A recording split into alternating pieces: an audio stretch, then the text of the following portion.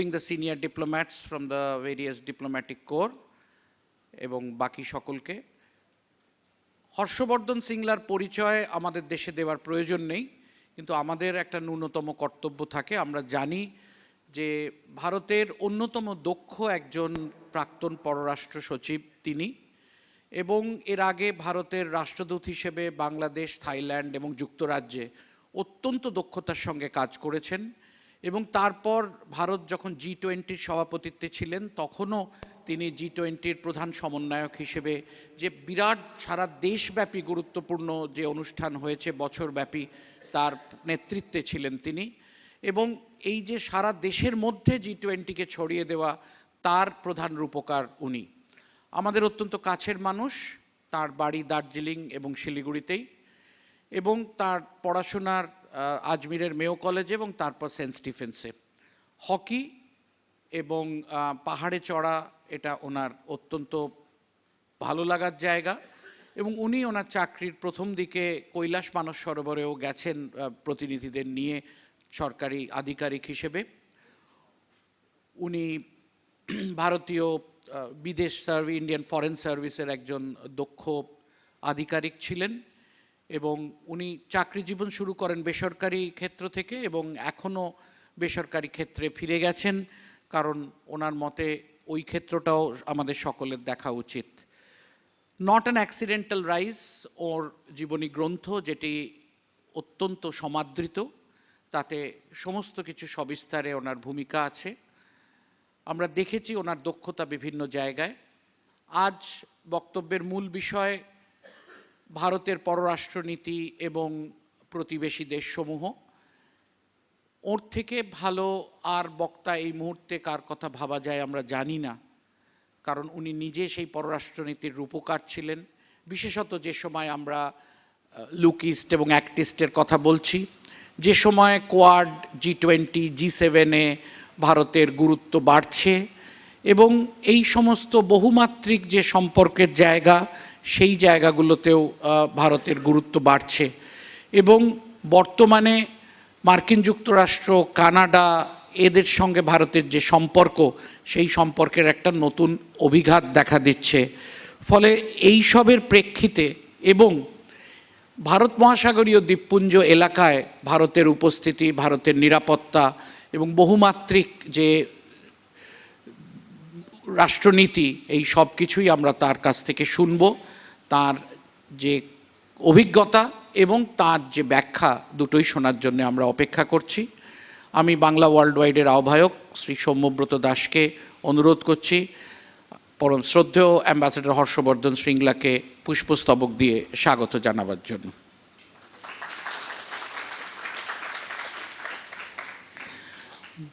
Ladies and gentlemen, Your Excellencies, now I have the pleasure and privilege to invite Ambassador Harshvardhan Shringla for his deliberations. Ambassador Shringla, please.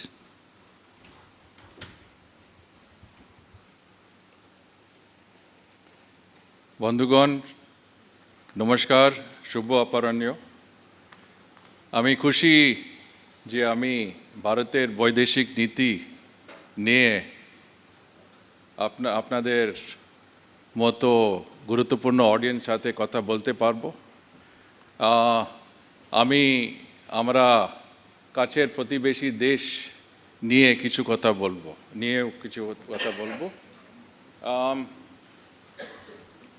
Very happy to be here and to see so many of our good friends in the audience. The subject, as has been explained, is the roadmap of India's foreign policy with special emphasis on our neighbors. And I'll try and outline how I see the issue.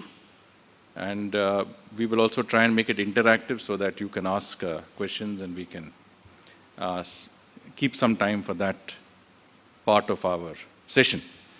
So let us look at things first of all from a very global point of view. I think we can all agree that we are living in very uncertain times. There are today more military conflicts taking place in the world than there has ever been since the end of the Cold War. we also have two major conflicts in Europe and the Middle East. I think if you look back a few years ago, it would be difficult to imagine conflict in Europe. You would find that hard to envisage a situation where you have a conflict within the heart of Europe. And yet, you have two major conflicts that are raging. Although there is some possible sign of some solution in sight, we have to yet watch and see how these regional conflicts work their way and what implication they have on the world at large. And when you talk about implications, then I think it's very important to keep in mind that a conflict can take place thousands of kilometers away, but can have an impact on people who have nothing to do with this. Take the case of the conflict in Ukraine. You had the COVID-19 pandemic, and then soon after that, this conflict in Ukraine broke out. As a result of that, you had a sudden spiraling of energy prices. You had inflation. You had the cost of essential imports that many developing countries make shoot up. And the result of that was that a lot of countries which were from the global south faced indebtedness. And today, if you look at the overall situation, there are about 60% of developing countries who are either indebted or in the danger of indebtedness. So this is something that I think establishes that in an interlinked and interdependent world, there are consequences all around.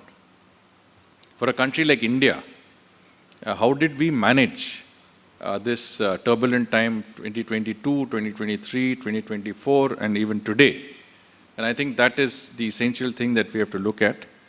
I think India's policy of strategic autonomy, in other words, that having good relations with all, but at the same time not having inimical relations to the extent that you can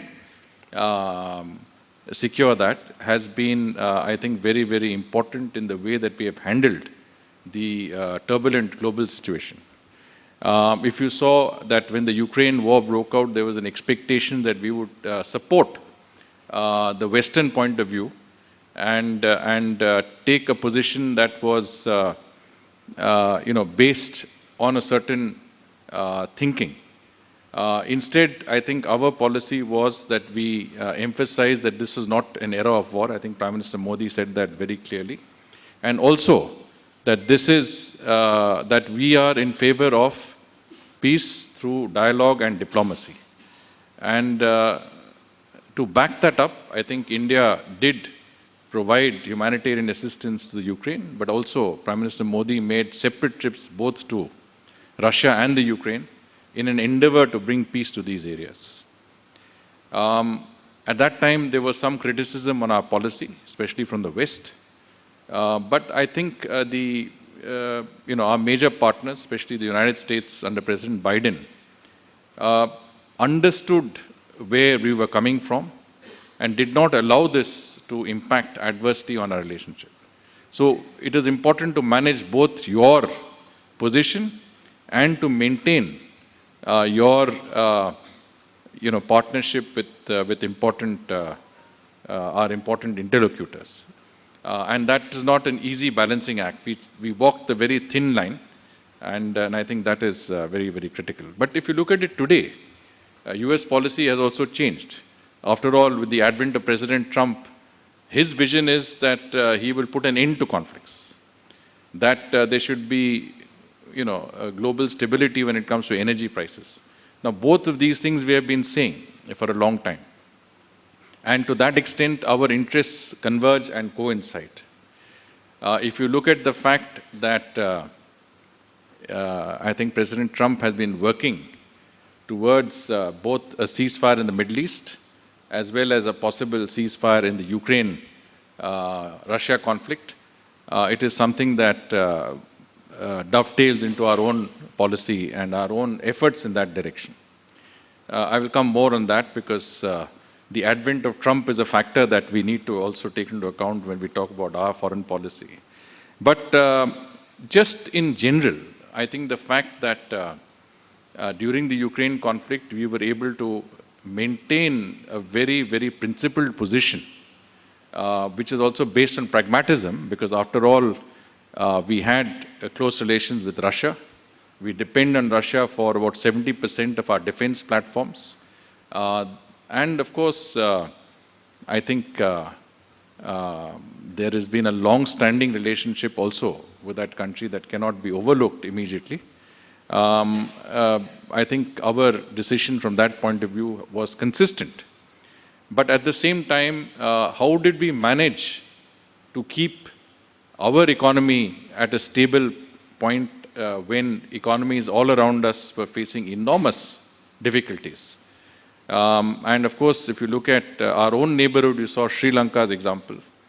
Nepal, Pakistan, even I think Bangladesh also had faced severe impact of the, let's say, Ukraine conflict and the cost of energy and the inflation that I think had very, very adversely impacted on these economies. One of the things I think we managed to do was to import discounted Russian oil, and not only did we import the crude and process it, but we were also able to sell that processed crude outside, in many senses even to the Western world.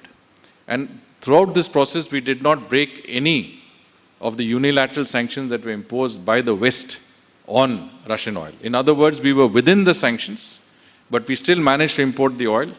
We kept our energy prices stable, and as a result, our inflation remained stable in a very difficult period. 2023-24, I think, was a difficult period, but the fact that we maintained that balance, I think, is very, very important. And the impact of these conflicts cannot be underestimated, because if you see the Middle East conflict started off as a conflict between Hamas and Israel, but expanded to include Hezbollah, the Houthis, and ultimately Iran. So Israel came into direct conflict for the first time with Iran. And there was a real threat that that conflict would spread into the larger Middle East region. And as a result, impact directly on our interests, because we have 9 million people who work in the Gulf region.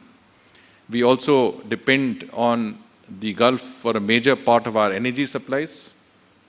And of course, I think the fact that this conflict could have implications on us could not be overlooked. Let me take a small example of the Suez Canal. A good volume of our trade goes to the Suez Canal. And that is because everything that you want to send west of India, that is beyond the Gulf, has to go through the Suez Canal. So all your exports to Europe and the US and all the imports that you make from these countries have to come through the Suez Canal. Now, because of the conflict in the Middle East and the Houthis directly attacking shipping that comes from the Suez Canal, shipping volumes through the Suez Canal has dropped by 70% in the last year or so. And the impact on us has been that our exports to these countries have increased by 20%. So although it doesn't seem evident to us in our day-to-day lives, but the fact is that you are losing businesses because of your add-on in terms of the shipping costs. Because your shipping has to take the long route over the Gulf, the Cape of Africa, and that costs you 15 to 20% more in terms of your normal exports to the United States and to Europe. And I think there is where I think we are getting affected. So what I'm trying to say is that a conflict very far away can affect us in ways that we may not even know or even notice. Now, of course, if you look at the fact that in terms of our own policy, we have made it a point to also work with our partners in the global south.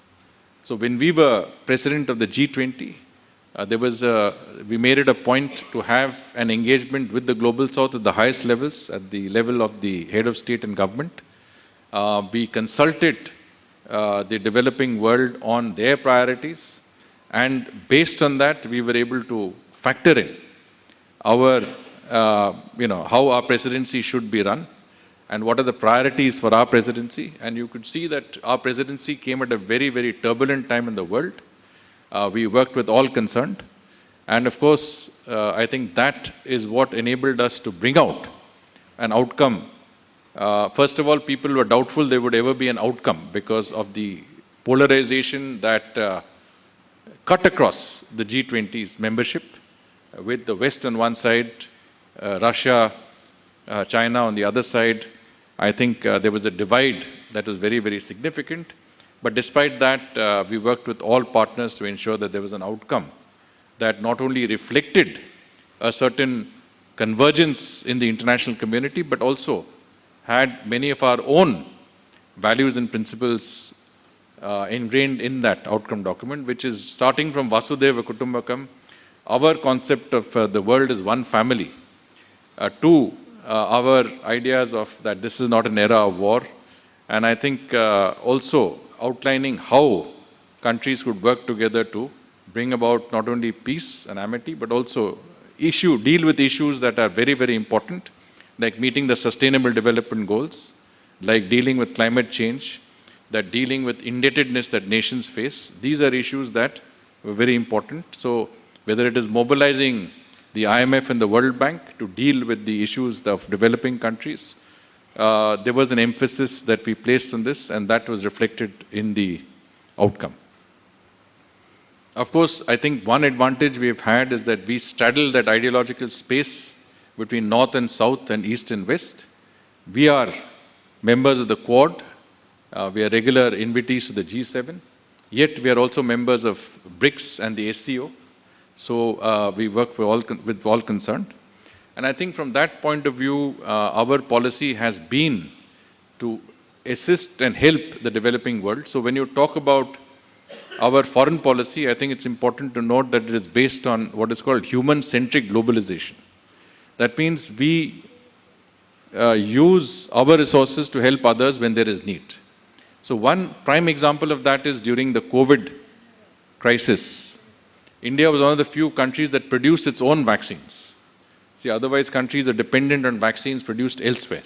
But we produced our vaccines indigenously, and we were able to share our vaccines despite the requirement in our own country with a number of countries across the world, mainly developing countries.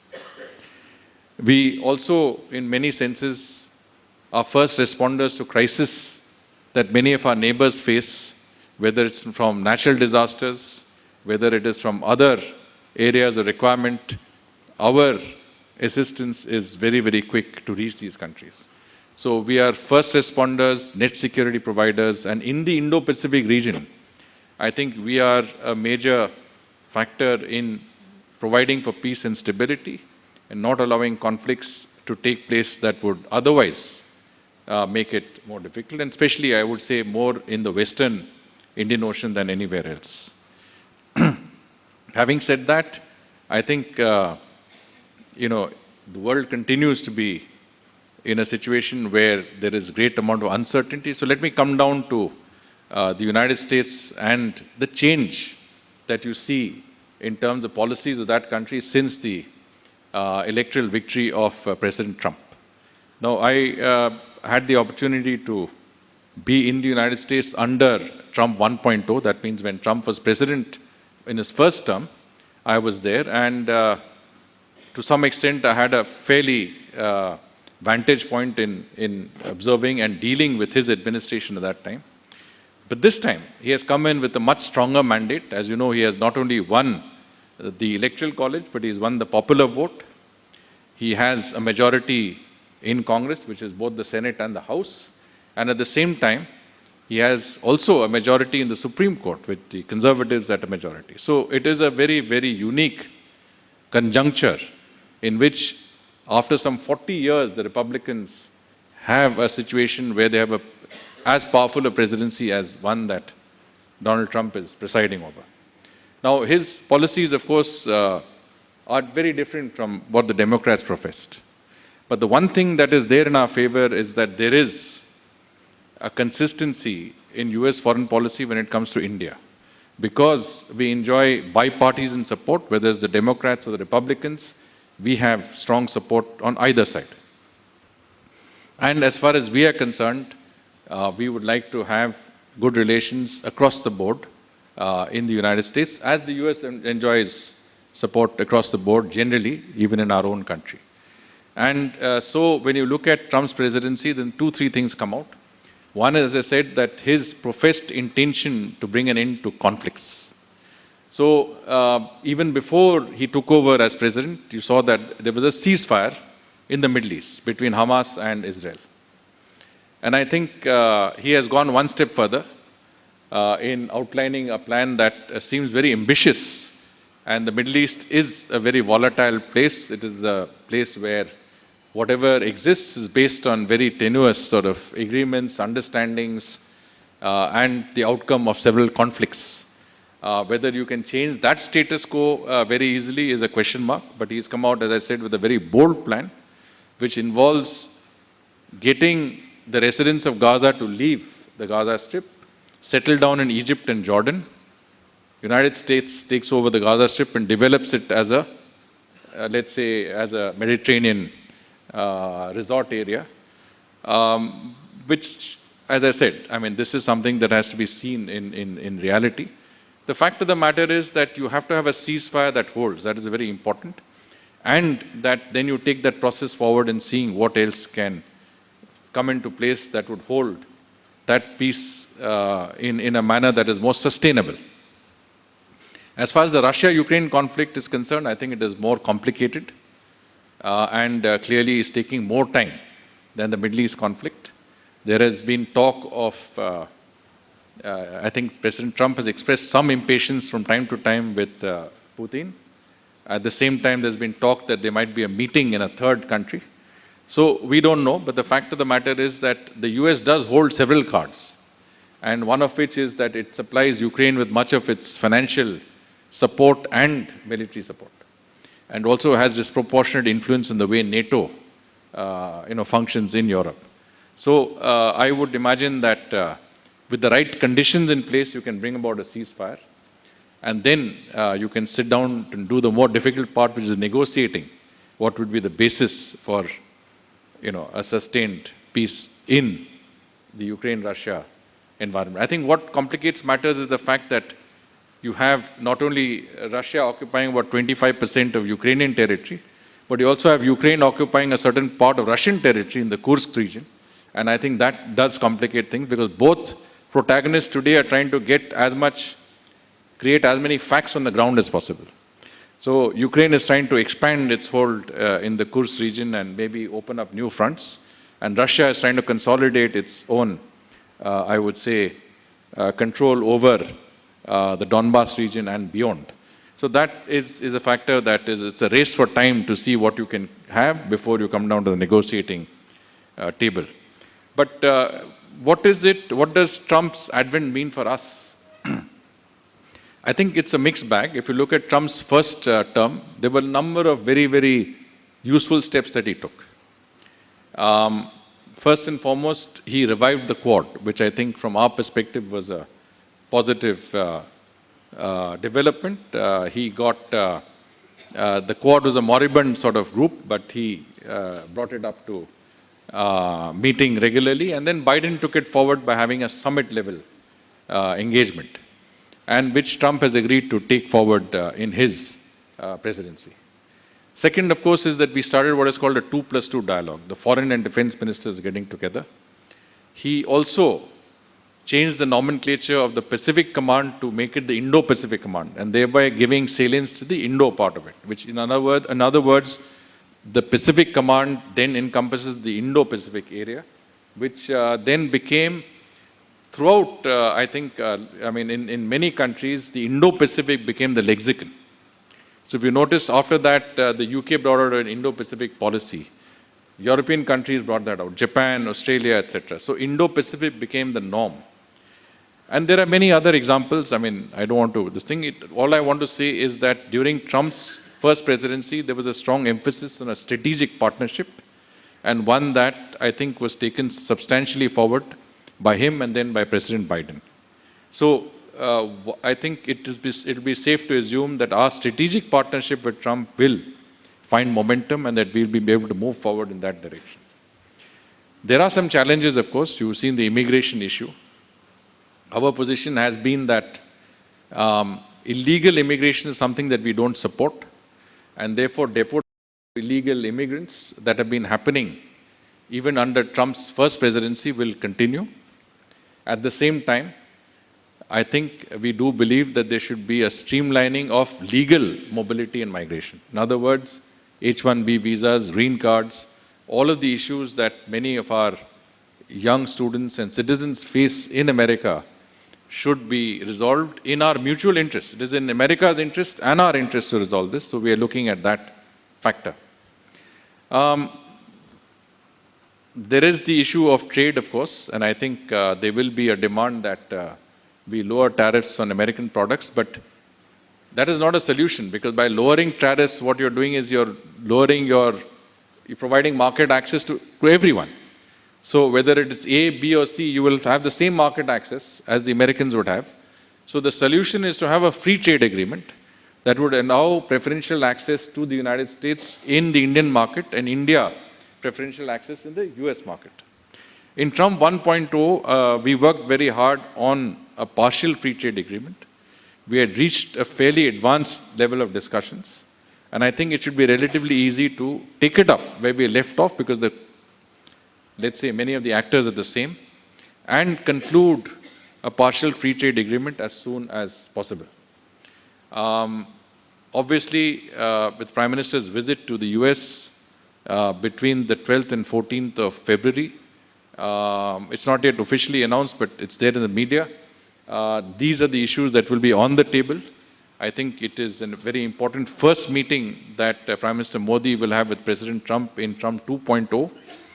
They've already had 2 phone conversations since the election results, but meeting face-to-face is a different thing altogether, and I think we will be looking forward to that. Let's come down to issues closer to home. Regionally and in our own region, I don't think things have been very easy. There have been a number of issues that have come up. One thing, of course, that you might have noticed is a sort of rapprochement with China on our border issues, because after the incidents of 2020 in the Galwan, there was a sort of a freeze in relations for the last 5 years or so. But today, I think we have made some progress, not only in resolving the Galwan issue, but in terms of trying to resume a normalization of relations through re-establishment of direct flights, a loosening of the visa regime, some exchanges at various levels, and I think that possible approach would continue. Obviously, it is in our interest to have, as I said, amicable relations with all concerned, within the parameters of mutual respect, mutual sovereignty, and mutual benefit of interest, which is something that we pursue with all of our neighbors. Within our own neighborhood, I think we have seen a very volatile situation in Myanmar with civil unrest, and I think clearly the Myanmar military, the Tatmadaw, is having its own issues in controlling the ethnic groups that have been fairly restive. And in our own neighborhood, we have seen impact of this. I mean, what I'm trying to say is, whatever happens in our neighborhood impacts directly on us. I think there is no discounting that factor. You cannot ignore a situation in your neighborhood, because it is whatever developments are there in our neighborhood would invariably have an impact on you. So whether it is Myanmar, whether it is Bangladesh, whether it is Nepal, Sri Lanka, the Maldives, wherever it is, you need to certainly observe the situation, and you need to, wherever possible, act in a manner that can stabilize situations. Now, in the case of Myanmar, we have seen that there has been a fair amount of, let's say, skirmishes between the Myanmar army and various rebel groups, even in border areas close to us. And of course, in certain areas, whether it's the Rakhine, whether it's the Sagaing division, various areas we have seen a level of instability that is having an impact on our northeast also. Because if you see, Manipur has been impacted, other states are also feeling the impact of this, and a policy that enables a more stable outcome in Myanmar is something that is in our interest, and I'm sure we are working in that direction. I won't spend time with our other neighbors because you're familiar. Sri Lanka, we have a new government, a government with whom I think we've already had some positive exchanges, and hopefully I think we should keep very, very good relationship with them. The Maldives also, we have seen some developments that have been more on the positive side. Let's come down to Bangladesh, which is where I think some of us have an interest. Kolkata is just next door, few kilometers away from the border, and you feel the impact more than anybody else in our country. So that factor is something that we have to take into account. Clearly, the situation there is very different from what it was even a few months ago. After the 5th of August, things have changed dramatically. I don't need to tell you because you're all following the news. But the fact of the matter is that a stable, prosperous Bangladesh, a secure Bangladesh is very important for us for the same reasons that I outlined earlier, that, instability, any sort of adverse situations in Bangladesh will invariably spill over into our borders, will have an impact on us. And so it is always our endeavor to have close relations with all our neighbors, but especially one like Bangladesh, with whom we share the largest land boundary that we share with any other country. Over 4,000 kilometers of a land boundary involving 5 of our states, not only West Bengal, but also our northeastern states. And so I think if there is a deterioration in the security situation, if there is relative unrest, if there is a sense of instability, it will have impact on us. And I think, I'm afraid, the situation seems to be, from what I can see from, from the public domain, deteriorating in a manner that is not to our, I would say, satisfaction. And clearly, we need to work to bring about a situation that is more conducive to good relations. How that happens is a matter of detail, but the fact is that recent developments that we have seen indicate that there is a shift from a system that has been has got its inspiration from events of 1971, which meant that Bangladesh fought against an oppressive Pakistani regime based on Bengali culture and Bengali language. Today is actually being overturned.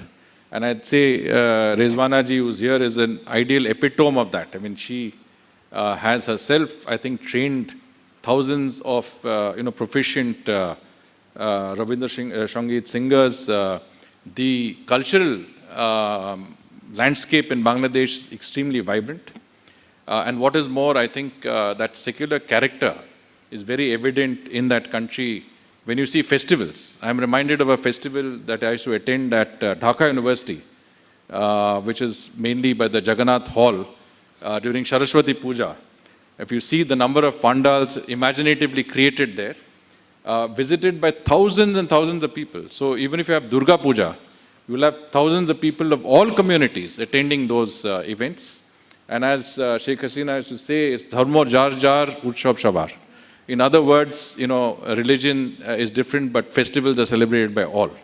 And I think this is the epitome of what characterizes Bangladesh. But today there's an attempt to change that narrative, and I think that change in narrative goes against the very grain of Bangladesh's existence. If you look at it, today even Sufism is under attack, because you have a strain of Wahhabi culture that has come in, which is simply neither Bengali nor Bangladeshi. After all, how did Islam come into Bangladesh? It came in through Sufism. Because Sufism is a syncretic movement based on song, music, etc., which could harmonize more easily with Bangladesh at that time. And today you're saying even Sufism is wrong, it's blasphemy. Everything is incorrect unless you have a more purest form of Islam. And I think this is where there's a change in narrative. So you want to do away with 1971, the spirit of liberation, the fact that, language and culture. And again, there are a lot of Bangladeshis who would say that our Bengali culture comes before anything else. So that is first and then everything else comes after that. That narrative is also being changed. And I think, that sort of change is not good, I would say, for Bangladesh or for its neighbors, because of the simple fact that it becomes more fundamentalist, hardline, and it encourages a situation which brings in instability. The fact that you have released so many known terrorists of the Ansarul Bangla team, of the Jamaat-e-Mujahideen Bangladesh, of Harkatul Insar, or Hizb ut-Tahrir, I think this is a matter of serious concern, because these are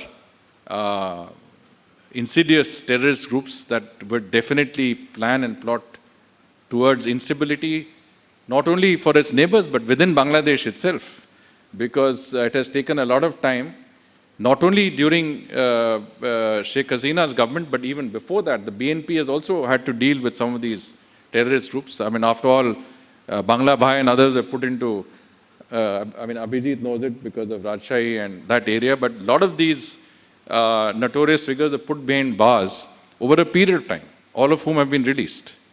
The people behind the Chittagong Arms Halls case, the largest haul of arms ever seized in our part of the world, some 20-odd containers with fairly sophisticated weapons destined for our northeast, was seized. The people who are behind that were also put behind bars but have been released today. So what are these people going to do? They are not going to sit at home. They will foment instability and terrorism of a kind that you may not have even seen before.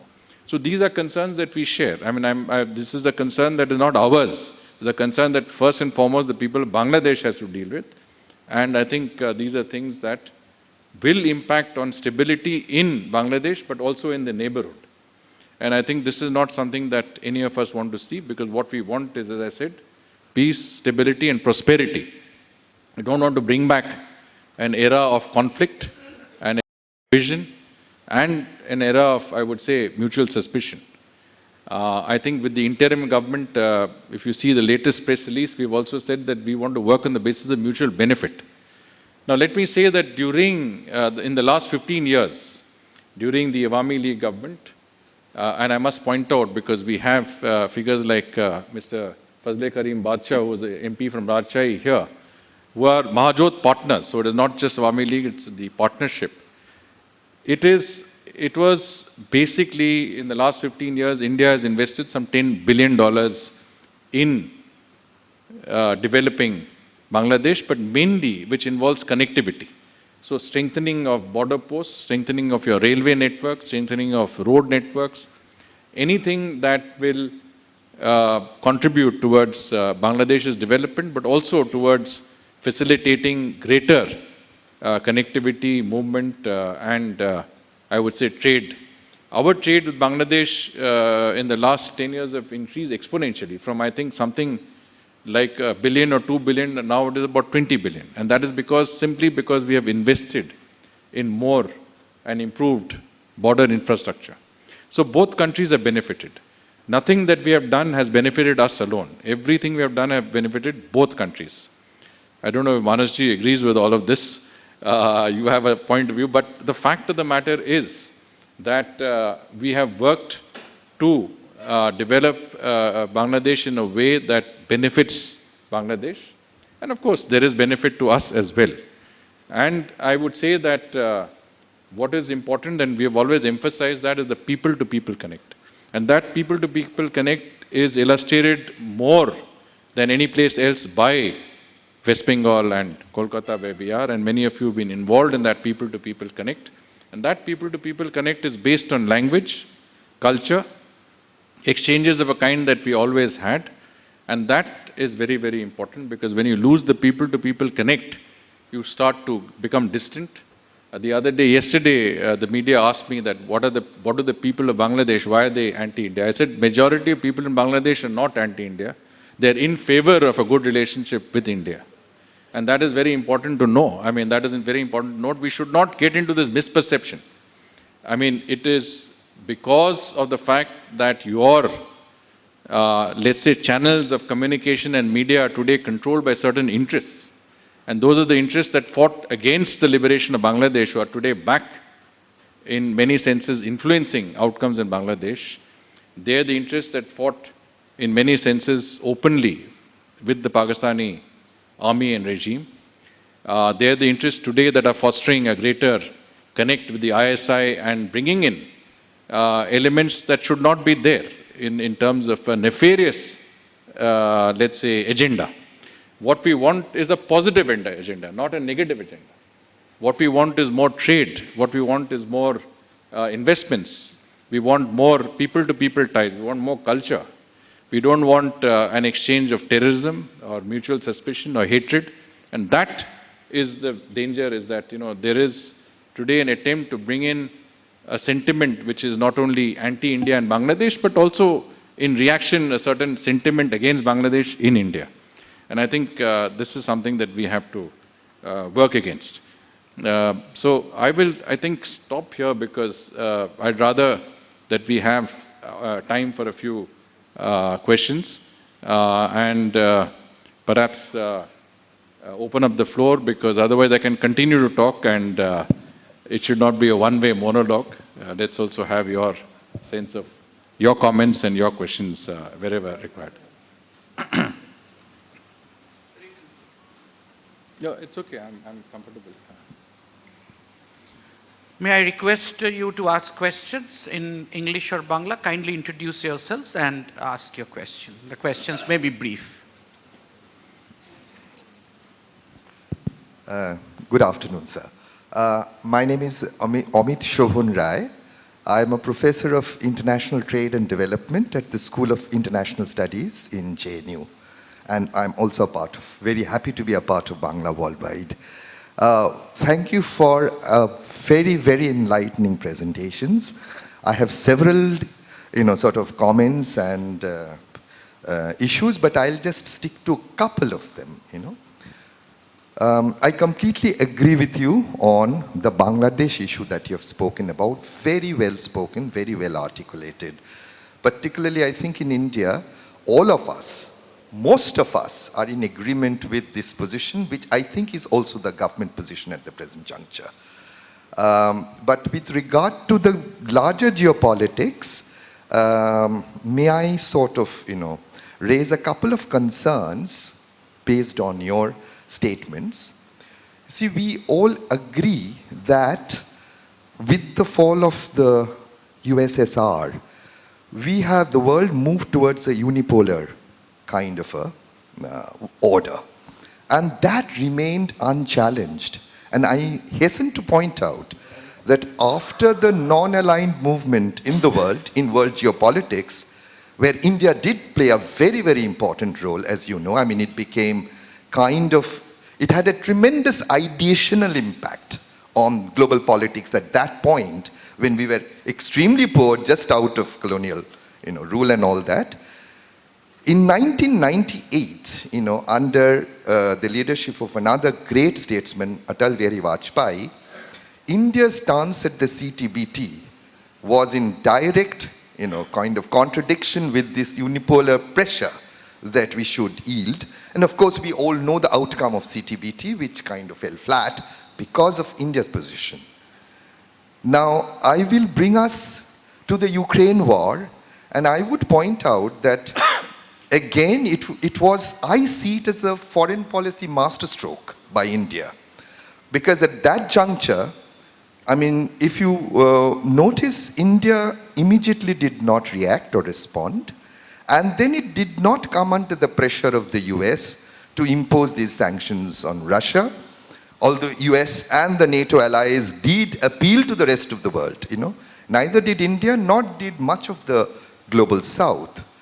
And India took a very, very important, this was possibly one of the very few occasions that I can remember where India actively intervened in terms of policy, through economics, of course, whereby it was not in India's immediate region, not in India's immediate vicinity, or a bilateral, kind of a conflict that India is directly involved, but it actually, what you just mentioned to the audience, that, India allowed imports of crude and at very discounted prices to India, refined them and re-exported that to the Western world, to Western Europe in particular.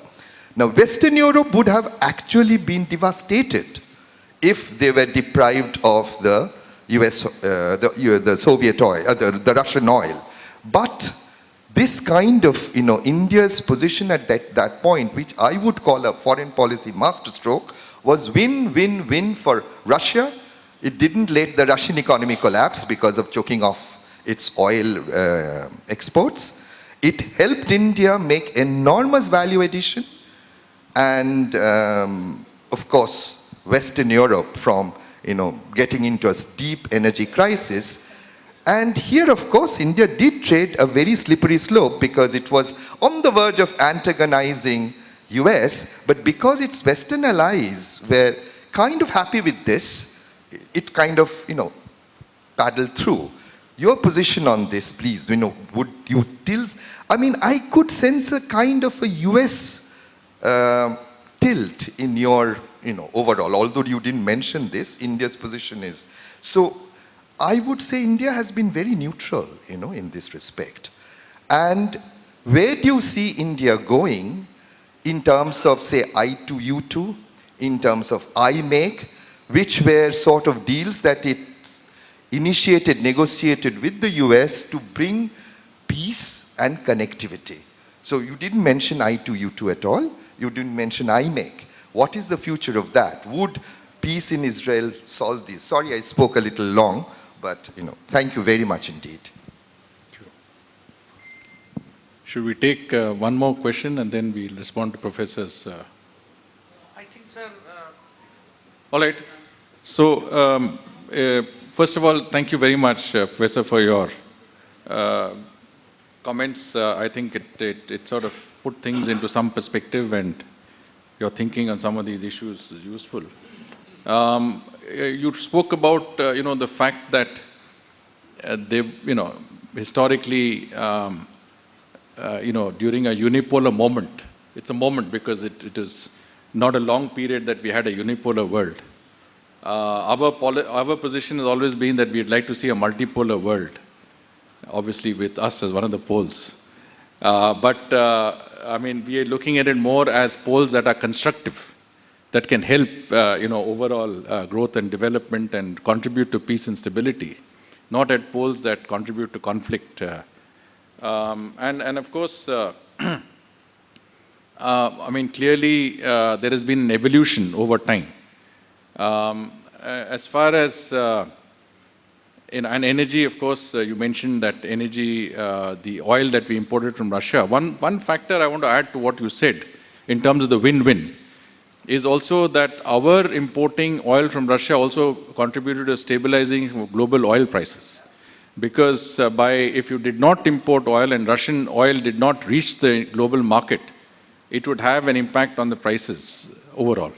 So I think the fact that we were able to take that volume of oil also, in a certain sense, provided more supply on the global scheme of things, and that did stabilize global prices.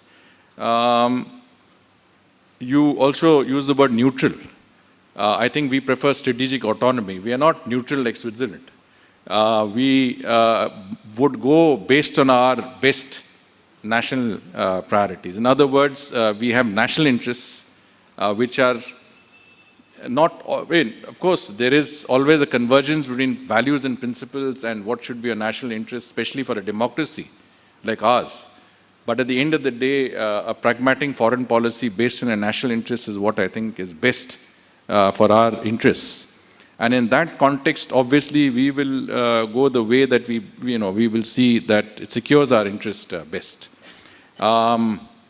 If I spoke more about the US than other countries because I was posted there, and definitely, I wanted to also explain the Donald Trump phenomenon because that is impacting on the way the world today, responds to situations. And whether it's the Middle East or Ukraine, the Americans are in the lead, and we have to see what outcomes come with that. But I think you mentioned two very relevant issues, which is the IMEC, the India-Europe, Middle East corridor, and the I2U2, which consists of the United States, Israel, UAE, and India, which is an economic sort of partnership.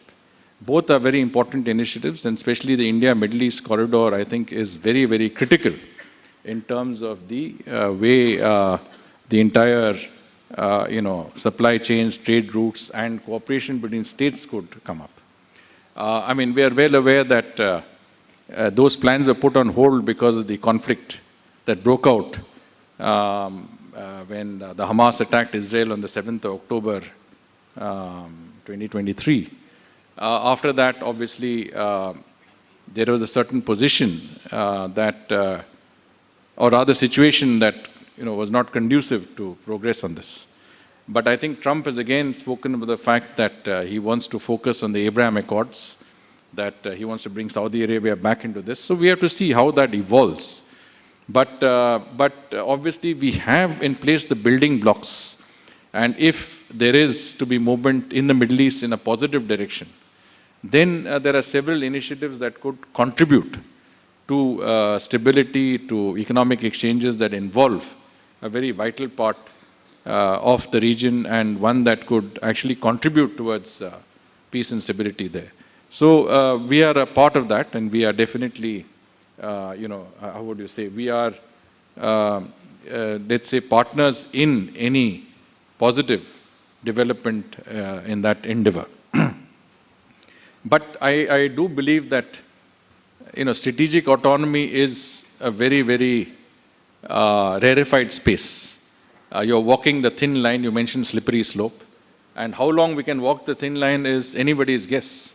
And certainly, I think that position of relative foreign policy ambiguity may be called into question before too long.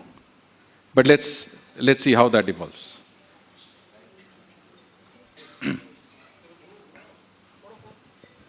Namaskar, sir. I'm Dr. Devjyoti Chanda. I teach journalism and mass communication in Ravindra Bharati University. Very recently, we saw an interesting development in our region. Although we do not have formal diplomatic relations with Afghanistan, Indian Foreign Secretary had a meeting with the Afghan Foreign Minister in Qatar.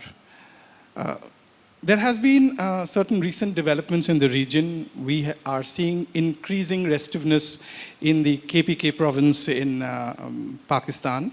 And Afghanistan has been a very old friend of India. And it seems that the Taliban government has come to stay. Do you feel that there is any kind of rethinking on the part of the Indian foreign policy in terms of our relations with Taliban-led Afghanistan? Because Afghanistan is very important for us in many respects. The Chabahar port, the Tapi pipeline, then we just spoke about the trade route from India via Middle East to Europe. Afghanistan can play a very central role, and also Afghanistan can, relations with Afghanistan can help us counter our arch, I don't want to use the word enemy, but our rival in the region, Pakistan. Thank you, sir. Yeah, well, thank you, Professor Devjyoti. A very interesting point. Let's put it, look at it from a objective perspective. Our friendship with the Afghan people goes back centuries. And we've always had very, very good relations with the people of Afghanistan, irrespective of the regime or government in place. We have also invested a lot in Afghanistan's development in recent years. and we have put in place programs that are people-friendly. Yeah, humanitarian assistance has continued even during, after the advent of the Taliban for this, recently. And so there has been some, let's say, communication and contact with the Taliban. I think we are, in some senses guided by, in our policy vis-a-vis the Taliban by the Security Council resolution that came about. This was August 2021. I think around that time when we were presiding over the Security Council, there was a seminal resolution on Afghanistan. I think it was 1592 or something. 1792, sorry. Essentially, which says that the Taliban would have to be held to account for various factors, including peace and stability, non-involvement in terrorists, not allowing Afghanistan to be used for any activities that are inimical to other countries, their treatment of minorities, women, and of course, I think over a period of time, we have had the opportunity to watch and see how it is. Now, I can't comment on how that relationship will go or whether it is linked to anything else, but I think the important thing is not what we are talking about in terms of an opportunistic engagement with Afghanistan. We are looking at it from the point of view of, the engagement that we have with the people of Afghanistan, which is very, very critical. And I think that policy will continue in one way or the other, whether it is through a more enhanced engagement with the Taliban. I mean, look, you can't do anything in Afghanistan without dealing with the Taliban. I mean, they are there, and they are in control. So I think you need to factor that in, and if we slowly increase our exchanges, it is, I would say, not because of, but despite the fact that you have the Taliban in place. I mean, other aspects are those that are, as I said, seen in more short-term light. We have to see things in a medium to long-term perspective. Mr. Shingla, Manoj Ghosh, formerly of the Statesman. My question is very simple. The question is, there is a growing perception, especially in Calcutta, I don't know what's it in like in Delhi or elsewhere in India, but there's a growing perception that India's reaction to the tumultuous events in Bangladesh has been very muted, very, very muted. And it sounds very reasonable to me because compared to what happened in 71, when Tajuddin and Amirul Islam, Barrister Amirul Islam crossed over the border, India's role was very proactive, and it was seen, with naked eyes what the Indian government was doing, which is not happening now. I would like to know, I mean, are we really, of course we don't want to stoke the fire and create more problems and create anti-India sentiments in Bangladesh. That is understandable. But then somehow, somewhere we feel that as if it's very muted, we are too scared. This moneylender called Yunus, he has, he is threatening us. He is threatening India. His minions are threatening India with all kinds of, things. So what is our reaction? I would like to know. What is the thinking in Delhi's official sense? Bangladesh happens to be my parents' dash, and that's the point of interest. We all know that, we've heard that most of the stuff's happening is in and around Dhaka and not in Dhaka, all right? And like you mentioned also that it's a very minuscule percent of people who are into this trouble. So a lot of us are anticipating that the things or the systems will crumble. So if you could, someone who has been in Dhaka, could crystal ball and tell us what do you feel about the future of this country? Thank you. I also want to just add to this, but entering it from a different angle. I'm Shurojit Mazumdar. I'm also a professor in JNU. A brief question with two parts. The first is you described the challenge or dangers to the secular traditions of Bangladesh. So do we not have a similar problem without equating the two circumstances here itself, which is capable of being instrumentalized by the anti-India forces in Bangladesh also? And secondly, In the emergence of this situation, volatile situation in Bangladesh, are there other issues also internal to Bangladesh, and whether there are other actors also across the world who are party to the making of this process or not? Understanding that you perhaps have some constraints in responding to this, I'd like your comments on that.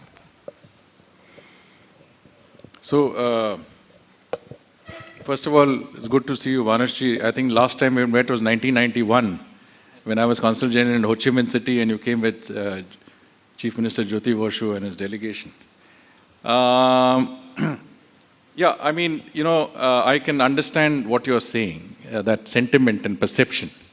Having said that, I can't answer for government policy. Policy is different. I mean, how government responds is a matter of how it sees it. But there are compulsions that we can't overlook. One of the factors is that Bangladesh is a very close neighboring country. By close, I mean in terms of not only the land border that we share, but its proximity to 5 states of India.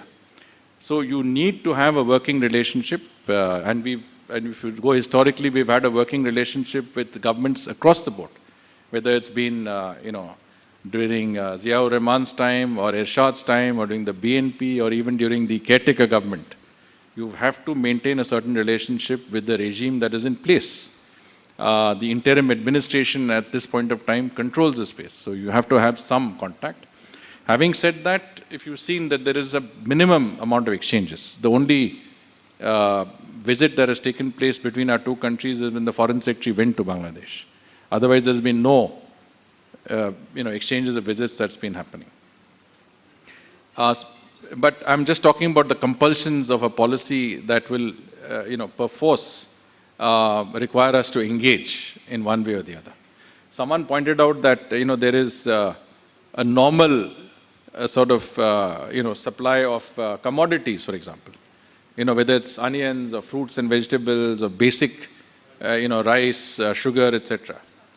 But the fact of the matter is that I, for one, always believe that you should never penalize people for the actions of a few who are in control. So we cannot have a policy that goes against the people of Bangladesh. So the moment you stop, say, onions from going to Bangladesh, or you stop basic commodities from going to Bangladesh, I think it would impact on the price stability of Bangladesh.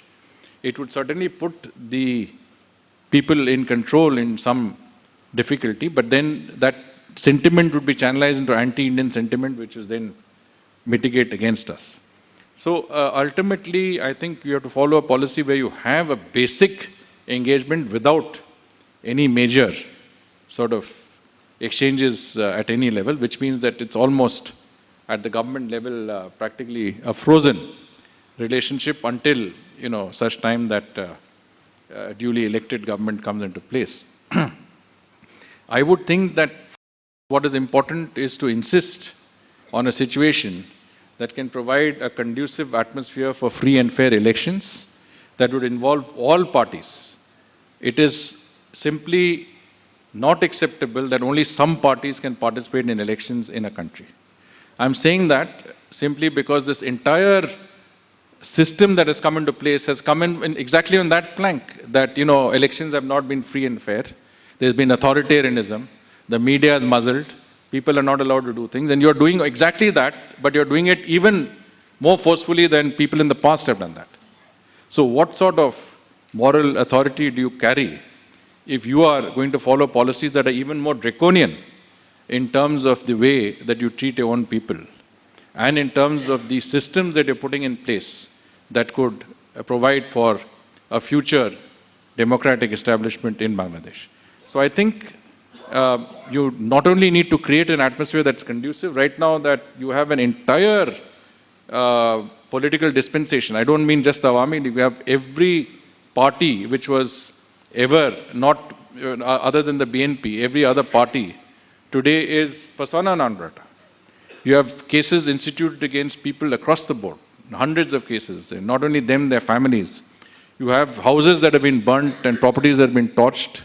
We just heard about Mozammel Bhai, who was the Liberation War Minister, very senior freedom fighter. His property has been just burned down. So this is a political vendetta. But besides that, the point is that you have to create an atmosphere that's conducive for elections. That means you have to allow every political dispensation to actually have the ability to expect free and fair elections, and that outcome will then determine, who really represents the country. The basic plank on which you have come to power is that, the government was not representative because you did not have a conducive environment for elections. They did not have free elections. But so you need to have exactly those conditions in place today. And I think that's very important. So I think that is what we need to engage and press on in whichever way possible. And that's very important for peace and stability in our neighborhood and beyond. Is it that the government of India wants a participatory election to happen in Bangladesh? So I have to point out that I'm not speaking on behalf of the government. This is my own view. Right? I mean, the government articulates its policies through press releases and, in the public domain, whatever that you see. But even there, I can see that, a call for free and fair elections with something that is always a part of our, effort and outreach towards any other country, because that is natural for a democracy to expect others to do the same. As far as future of Bangladesh is concerned, and the interim administration, I think some comments had been made in this regard. I think today the world has become such that making predictions on matters that involve peace and stability, conflict, can be quite horribly wrong. If people can't predict the outcome of elections, then predicting global developments is even more difficult. Because who could have predicted the sort of situation that you see? Could you imagine war in the heart of Europe just a few years ago? That you will have a situation which would dramatically change the way policy is being followed in, say, the Middle East. Or the situation that took place even in Bangladesh. I don't know. I mean, I think some of us could have seen it, but I think most people may not have seen it coming. But the fact of the matter is that I think, the important thing is to work towards an outcome that is satisfactory, positive, and good for, the people of that country. And that's very important, that we have to work towards an outcome that provides for peace, stability, and I would say economic development and prosperity for the region. That's important. How we achieve it, as I said, I mean, the first step is to make sure that you at least have a representative government. Otherwise, you will have a government that is not representative. You will have a government that is, in some senses, elected through means that are not free and fair. And I think that could be, the basis of continuing discord, and ultimately it doesn't go well for the people of that country. I think when you mentioned issues that are internal to Bangladesh and whether they're extraneous factors, I think the fact of the matter is that today there is far more, the basic rivalry between the great powers is visible across the globe, and especially so in the Indo-Pacific. And I think it is slowly coming into our own immediate region as well. This is a reality that we have to contend with. And some of that great game is being played out in our own neighborhood. And where do we stand and where do we fit in is a different thing. The fact is that we have always maintained that in our own immediate neighborhood, we should be able to establish a certain level of, engagement that would preclude and prevent the larger game from being played out. But whenever there is instability and there is a certain measure of, uncertainty, then you will have others who will be involved in the mix. And fishing in troubled waters is nothing new. I think this is something that will happen and will be taken advantage of, and I think that sort of a situation. I mean, our best bet is to preempt and preclude situations from developing that would allow for this sort of involvement. Having said that, I mean, I've always felt that the best diplomacy is preventive diplomacy, and the best diplomacy is one that is not seen, where you have nipped it in the bud, where you have responded before this thing becomes an issue and it reaches the center stage. The moment it becomes news, it's already too late for you to do much. And it's a rearguard action. Today, what you're doing is fighting a rearguard action, and that's what it is. I'll leave it at that. Was there anything else that...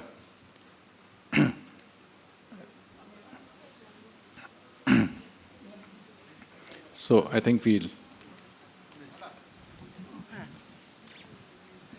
Good afternoon. I'm Monideepa Banerjee. I used to be in NDTV.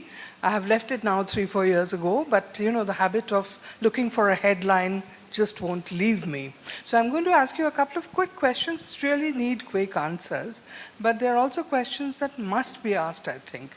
One is that when Sheikh Hasina was deposed from her country, one of the issues that emerged was it looked like India had no friends left in Bangladesh. It was like we had put all our eggs in one basket and it had fallen like Humpty Dumpty. Would you agree that there was a foreign policy short-sightedness on that front? That's one. And the second one is the current situation.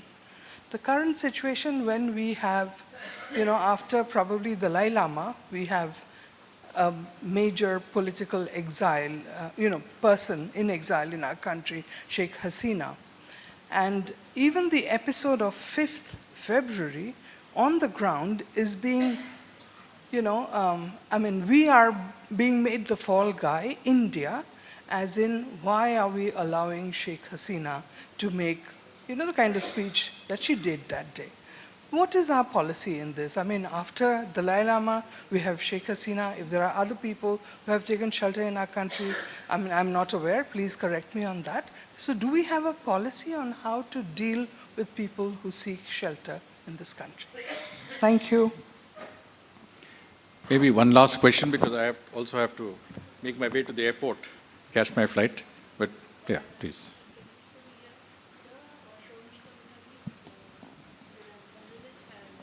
Of Human Rights. Question, sir, it's again coming to Bangladesh, a very simple question. Regarding, just now I heard about some policies, just asking you, I think 2014 there was a policy which is called the Neighborhoods First policy, if I'm not wrong, which came in 2014, I think.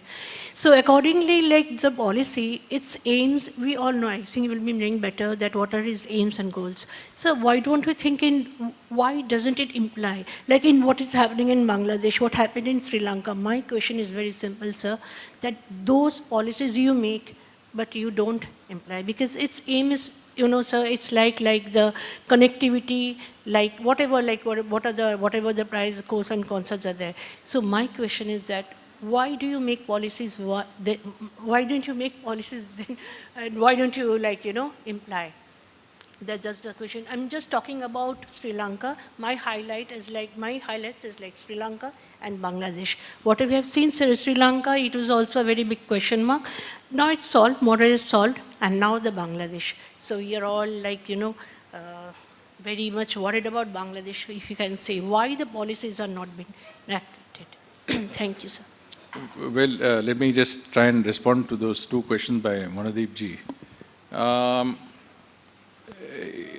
To say that we have not engaged, I think the implication is that we have not engaged others outside the Awami League. I think that is not correct. We have always maintained contact with all political dispensation. I think with the exception of Jamaat, because Jamaat-e-Islami is a group that was pro-Pakistan in 1971, associated with those who collaborated with, genocide of its own people. And we cannot associate with people who have blood on their hands. After all, some of the main perpetrators of that genocide were brought to justice not too long back. But we have always maintained good contacts with all parties. I myself, when I was High Commissioner, always made it a point to meet Khaleda Zia, but also go for her iftar and other public events that were there. And of course, we had good links with the Jatiyo Party, with many parties that were middle of the road, that were neither part of the Mahajot nor were, let's say, in the BNP camp. So we did do that. I think to say that there are no friends in Bangladesh is also, I think, a certain perception, because you know, the Awami League and it's those who are supporters of that entire pro-1971 liberation war thinking enjoy vast support. I mean, I would say at least 60% of the population would support that approach of pro-liberation. There is another 20-25% that you know, have a different point of view, and that is where the problem lies, is that you have a society that has strong ideological divides. 75 years or 50 years after the liberation of Bangladesh, there are people who have not reconciled yet to the fact that it is not a part of Pakistan. So, you know, I would say that the 60% or that majority today is silent because of the situation that has arisen. And that whether that situation has arisen on its own or has you know, intrinsic internal dimensions or external dimensions, it's hard to say. I would say a little bit of both, but certainly without an internal dynamic, you could not have had that situation. I mean, there were very many, I would say, provocations that led to that situation that arose. Whether we saw it and whether we could have seen it, that's anyone's guess. I wasn't there and I can't say. As far as Sheikh Hasina's being in India is concerned, I don't think we need a policy on whom we should provide asylum to and whom we not. That is a prerogative of the government of the day. You exercise that judgment based on your best interests. I think in a country like India, we've always gone by Atiti Devo Bhava. Your guest is like God. She is the guest of our country. She is here. She is sought refuge in our country, and we cannot, under any circumstances, drive her away. Secondly, there is no guarantee that she will not, or she will be safe and secure if she is back in Bangladesh. And we've seen where people have been arrested and what their fate is, and I don't think we can, in all consciousness, allow that situation to happen. There are many other factors, but we'll spend a lot of time discussing it, but I'm just giving you the basics of that thinking. Sharmishra ji, as far as you're concerned, you know, neighborhood first is a policy that enables us to engage, give a primacy to our neighbors in our foreign policy. I mean, yes, you have, you know, relations with the US, with European Union, with Japan, with Australia. You have, you know, relations with countries across the globe. But in your thinking, your foreign policy should be focused on your neighbors first. That's what it says. And I think we live in a very, as I said, uncertain world today. Sri Lanka's economy failed because, you know, it was an economy dependent largely on tourism. With COVID, tourism dried up. They did not respond fast enough in opening up the economy. They were also facing a certain amount of indebtedness, as we know. They had borrowed too much, and all that came home to roost. But you said that this is solved. I would not say it's solved. Nothing is solved. It keeps coming back. But for the time being, yes, it's off the radar screen. But that's exactly what I'm saying, that just because something is off the radar screen doesn't mean that it goes off your thinking. I think neighborhood first means that you have to engage your neighborhood in a very consistent manner, irrespective of whether things are good, things are difficult, things are bad, whatever it is. Your engagement has to be very, very regular, and that engagement should involve a very comprehensive approach. I've always felt that when we talk about Sabka Saath, Sabka Vikas and Sabka Vishwas, it should apply to our neighboring countries also. And the rationale for that is very simple. It is based on our own pragmatism. If you have a situation where in a neighboring country, the economic development is faltering, like in Sri Lanka, or you have other sort of crisis in a neighboring country. If you're not able to give it the same attention that you gave your own country in terms of development assistance or support, financial support, or whichever other support. During COVID, even during the most difficult of times, Prime Minister Modi made it a point to convene the leaders of the SAARC, including Pakistan, because we were very cognizant of the fact that COVID is a contagious disease. If you don't have your neighbors with us and you don't have single policy on dealing with COVID, you would then risk having COVID come in. You can immunize your entire country, but from Bangladesh you can still have it in Kolkata. From Myanmar you can still have it in Manipur and Mizoram, and so on and so forth. So Nepal you can have it in Bihar and UP. So the issue is that you have to have a comprehensive approach that encompasses your neighborhood in your development plan. And I think that is the most important thing. That is what we attempted to do with Bangladesh also, that we devoted a disproportionate amount of our external assistance to Bangladesh for the first time. When I was there alone, we had committed about $7 billion in terms of assistance for connectivity. I'm talking about loans, soft loans. And I think it's important because that level of development has helped both countries.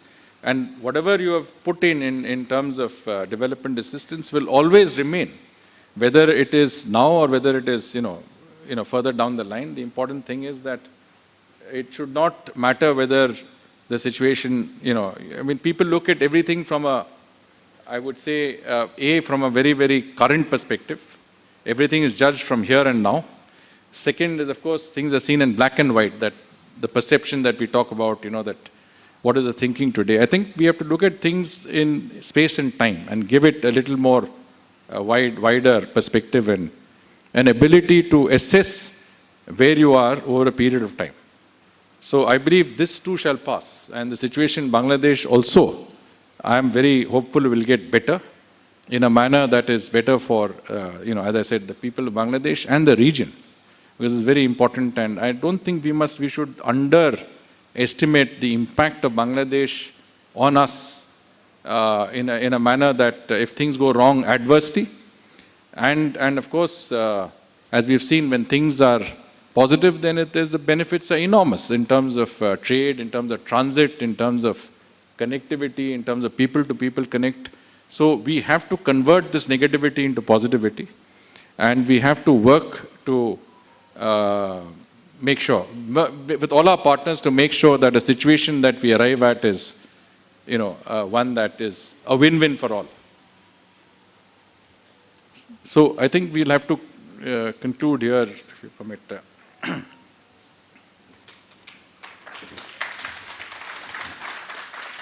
Thank you very much. There is no words which can explain the thanks. If the location is Kolkata, audience is Bengali, and the issue is Bangladesh, even if we call India's foreign policy a neighborhood, sir, you understood and we understood what we went to learn from you, especially who understands Bangladesh and the fingertips.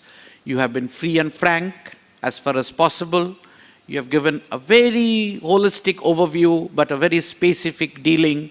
And yes, we are concerned, we are worried, and we are hopeful like you. Thank you very much, sir. You have spent your valuable time in giving us this exposure. This is part of public diplomacy, and I think if we talk about people-to-people contact, this engagement from a senior bureaucrat and a former foreign secretary is very helpful in understanding the situation with the government's view as well as an individual's view who have handled the situation. Thank you very much for your efforts, sir. On behalf of each one of us present here and on behalf of Bangla Worldwide, I would like to take this opportunity to convey you our heartfelt thanks and deepest gratitude for this engagement. Thank you very much. We look forward to having you and your engagement as public diplomacy in the days to come. Thank you very much.